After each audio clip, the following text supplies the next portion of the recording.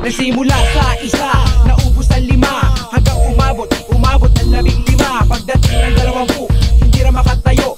Busog na busog, lubog na sa pagkaupo. Yan na nga ba sinasabi, hindi naman babae.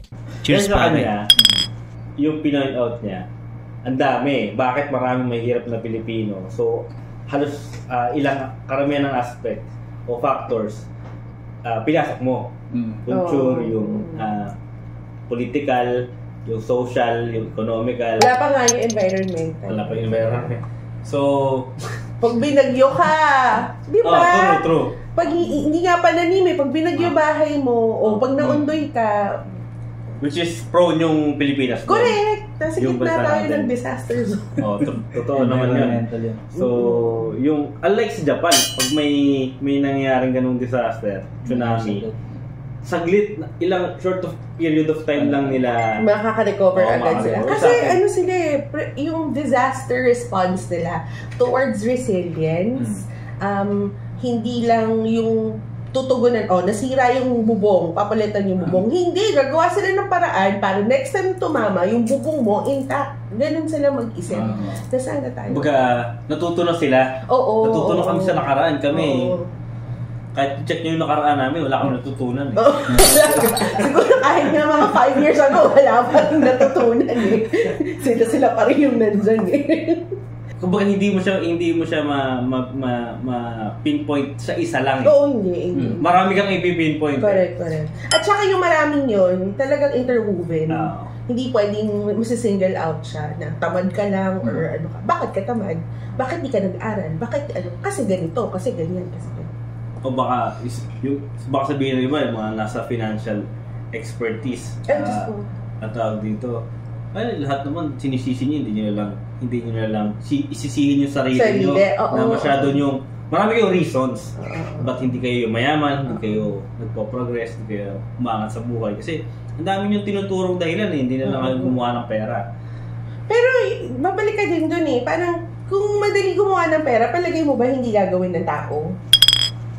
So pwedeng factor din na pagkamulat mo pa lang, yung valuation ng pera sa'yo, misguided. Yun. Or, namulat ka sa isang lipunan na pwedeng pagkakitaan ng pagiging mahirap. Kasi mga politiko, alam na naman natin na paulit-ulit lang na magdo-dole out, mamimigay, para may utang na loob ka sa kanila. Na sa susunod na eleksyon, tandaan mo ako yung nagbigay sa'yo nung nasunugan ka, iboto mo ako. So, hindi naman kita inalis sa nasunugan, nandun ka pa rin, pero binibigyan kita ng pagpansuelo de bobo para maalala mo ako. So, ganun yung cycle. So, that's one way of romanticizing poverty. Yung iba naman, lumaki sa kaisipan na ito nakikita ko talaga to sa community namin na dahil mahirap ako, kailangan niyo akong tulungan.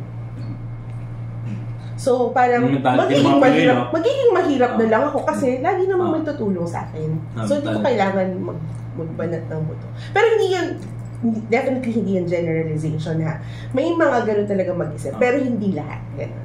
Parang hindi lang to yung sa community na giving, hindi lang din sa community na mabait, kaya pagka konting paawa effect ka lang, binibigyan ka lang. Parang part talaga siya ng DNA ng Pinoy na pwede. The more na mahirap ka, or the more na naghirap ka, o nasa baba ka, mayroon kang kamag-anak or kaibigan na ganyan. Parang automatic yun. Pahingi. Parang entitled sila na, bigyan nyo ako naghihirap. Kasi ako yung naghihirap palagi ko, may ganun din na dahil nga, para tayong nasa isang village, isang community tayo, ayaw nating may nakikita among ourselves na hindi maayos. So, yung mga nakakaangat, magbibigay, pero hindi nila na-empower yung mga nasa ibaba na umangat din. Ang ginagawa nila, tinatapalan kung ano yung paniniwala. Instead of, hindi, kaya nating umangat together. Siguro hindi sabay, pero aangat tayo together. Para sana may ganong sense tayo ng village. Pero, yun nga parang palagi ko dahil may kinalaman yun nga, kultura, na dahil magtutulungan naman tayo, kayo na lang mag-effort. Ako na lang sasalo ng mga Pabigat. Pabigat ka.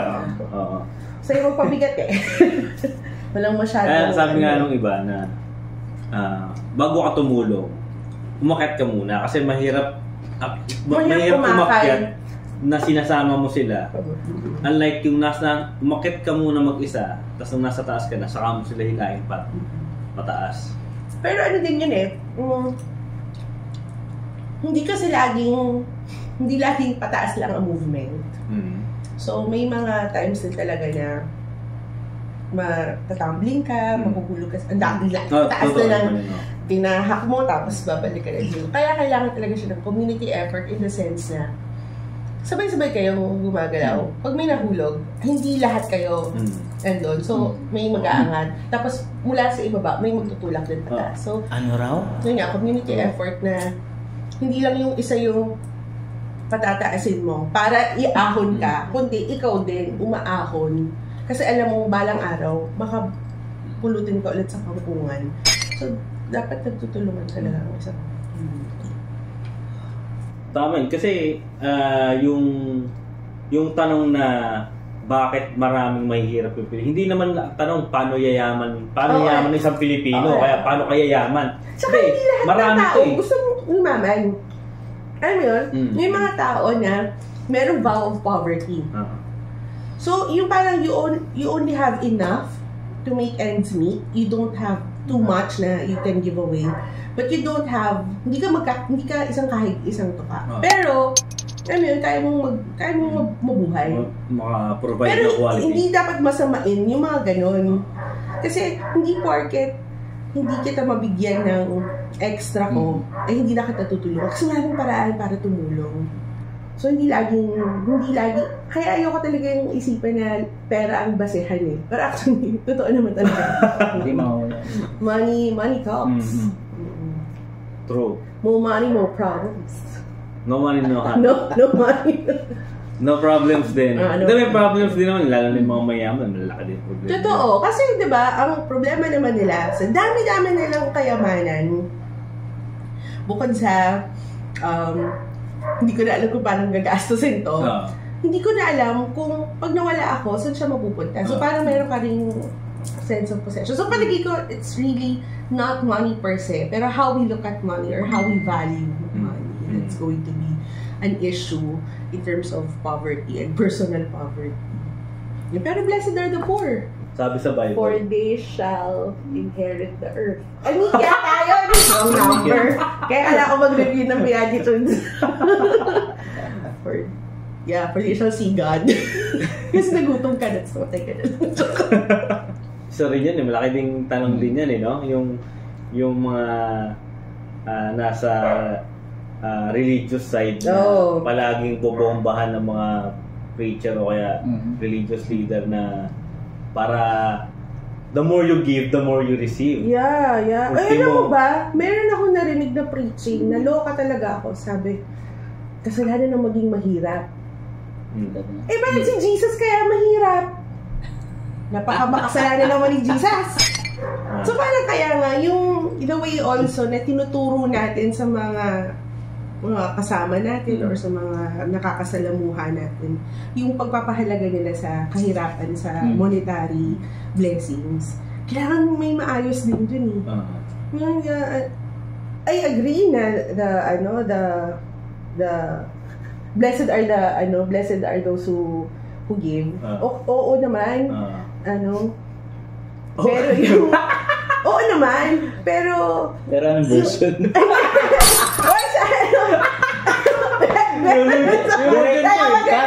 Direct cut. Ano nga yung actually, kinote ni Paul, sabi daw ni Jesus. So magtataka ka rin, anong alam ni Paul kay Jesus, hindi naman sila nag-aabot. Anyway, it is more blessed to give than to receive. Yun yung sinasabi. Na tama rin naman. Kaya lang, ang lagi kong babalikan, dapat tama yung pangunawa natin, tsaka pagtanggap kung ano yung blessing, para hindi mali yung pagpapahalaga natin sa mga bagay na, oo naman, masarap naman tumanggap. Pero yung kabig ka ng kabig. Wala, napalamunin ka. Oo. Kaya Pala ka, saan pala? Pala. Pala hingi. Pinagpala. Pala.